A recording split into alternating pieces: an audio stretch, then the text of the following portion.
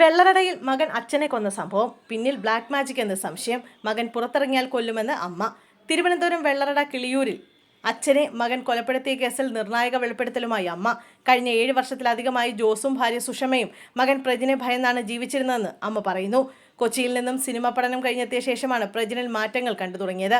മുറിയിൽ നിന്നും ഓം പോലുള്ള വൈബ്രേറ്റ് ചെയ്യുന്ന ശബ്ദം കേൾക്കുമായിരുന്നു. മുറിക്കുള്ളിൽ എന്താണ് നടക്കുന്നതെന്ന് അറിഞ്ഞിരുന്നില്ല. ബ്ലാക്ക് മാജിക് ആണെന്നത് ഇപ്പോഴാണ് അറിഞ്ഞതെന്നും അമ്മ വെളിപ്പെടുത്തി. മകൻ ജയിലിൽ നിന്നും പുറത്തു വന്നാൽ തന്നെയും കൊല്ലുമെന്ന് ജോസിന്റെ ഭാര്യ സുഷമ പറയുന്നു. കൊച്ചിയിൽ സിനിമാ പഠനത്തിന് പോയിരുന്നു. റൂം പൂട്ടിയിട്ടേ പുറത്തിറങ്ങൂ. അവൻ്റെ മുറിയിലേക്ക് കയറാൻ സമ്മതിക്കില്ല. പടി ചവിട്ടിയെന്നായാൽ ഉടൻ അവൻ പ്രതികരിക്കും, ഭീഷണിപ്പെടുത്തും. മകൻ പുറത്തിറങ്ങിയാൽ എനിക്ക് ഭയമാണ്. അടുത്തത് ഞാനോ മകളോ ആയിരിക്കും അവൻ്റെ ഇരയെന്നും അമ്മ പറയുന്നു. ഈ മാസം 5-നാണ് വെള്ളറട സ്വദേശി ജോസിനെ മകൻ പ്രജിൻ കഴുത്തറത്ത് കൊലപ്പെടുത്തിയത്. കിളിയൂരിലെ ചാരുവിള വീട്ടിൽ ജോസും ഭാര്യയും പ്രജിനും ഒരുമിച്ചാണ് താമസിച്ചിരുന്നത്. ജോസിന്റെ മൃതദേഹം അടുക്കളയിലായിരുന്നു കിടന്നിരുന്നത്.